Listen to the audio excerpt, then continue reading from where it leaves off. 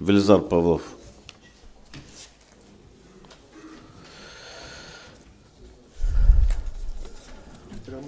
Да. Благодаря, господин председател. Уважаеми господин кмет, уважаеми колеги, вече стана ясно, че тази възможност, която получава община Русе от държавния бюджет за финансиране на важни инфраструктурни проекти на стойност 50 милиона лева, за нас е специален приоритет, би трябвало да е такъв и за общината и за общинския съвет. В тази връзка ние поставяме следното питане. Община Русе има 17 одобрени проекта, включени в списъка приложение 3 към член 107 алинея 13 от Закона за държавния бюджет за 2024 година с общ прогнозен бюджет 47 милиона 636 хиляди 900 лева.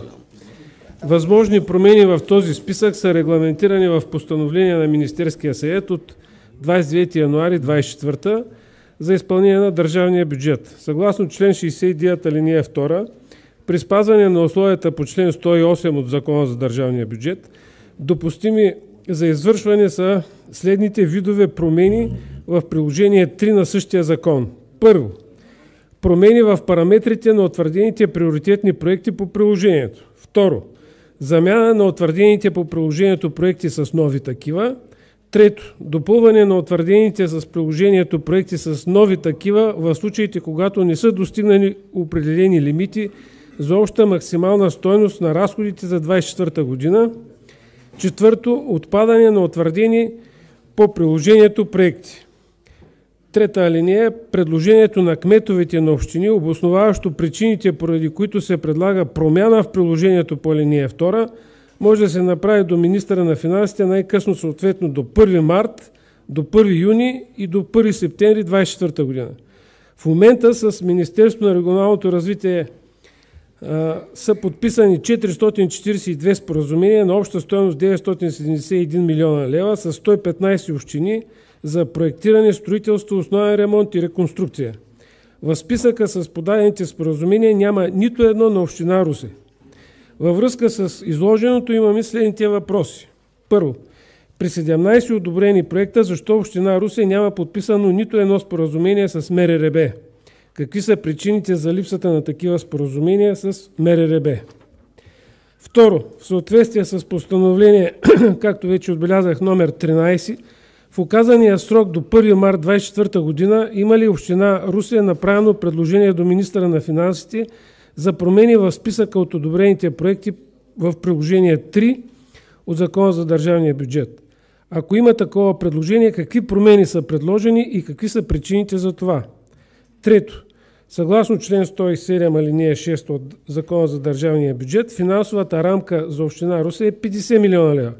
В приложение 3 към член 107 от Закона за община Русе са одобрени проекти с общ прогнозен бюджет 47 милиона 636 хиляди 900 лева за 2024 година.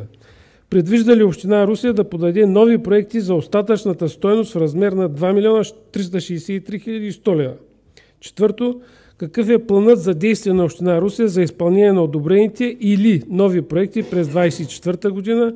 Как ще бъде компенсиран вече установеното забавяне на стартирането и оттам изпълнението на тези проекти? Благодаря. Господин Павлов, заповядайте. Заповядайте, госпожо Стефанова. Благодаря, господин председател. Уважаеми господин Павлов, във връзка с отправеното запитване от Общинския съветник Рена Стефанова, предоставям следните отговори. По точка 1. Община Русе, съгласно условията на Министерство на финансите, депозира списък с приоритетни обекти, които са отразени в приложение 3 към член 107 алинея 13 от ЗДБРБ от 2024 година. Съгласно нормата, която е развита в член 69 на ПМС 13 от 29 януари 2024, е допустимо общините да извършват промени по приложение 3. С писмо с изходящ номер, който сме ви посочили от 8.03.2024, община Русе се възползва от тази хипотеза, предложило е промени в посоченото приложение. Предложените промени следва да бъдат приети с решение на Народното събрание по предложение на Министерски съвет въз основа на предложението на кмета на община Русе, което следва да стане в срок до 31 март 2024 година, ако въобще това е възможно. Това е моя вметка.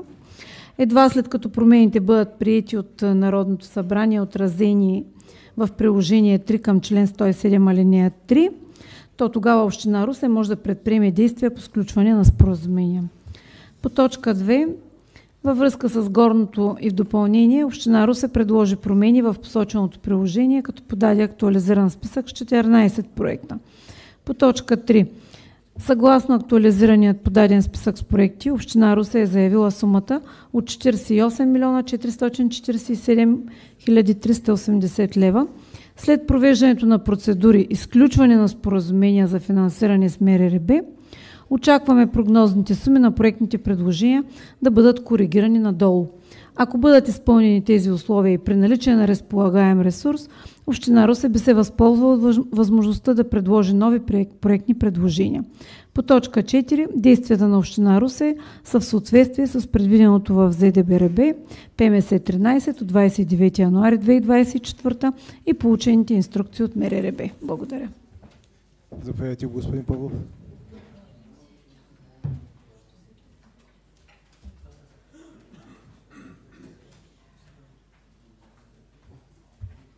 Благодаря. Няма как да сме доволни от този отговор. Той на практика е абсурд. Значи, отзад напред ли да почна, отпред назад ли да почна. Ние питаме за план за действие, как ще бъде компенсирано вече регистрираното изоставане. Никакъв отговор, никакво притеснение, все едно всичко е наред. Питаме какви промени са предложени, какви са причините за това. Няма списък с промени, въобще не знаем. Пълно слънчево затъмнение. Значи, изключително несериозно. Изключително, просто е възмутително.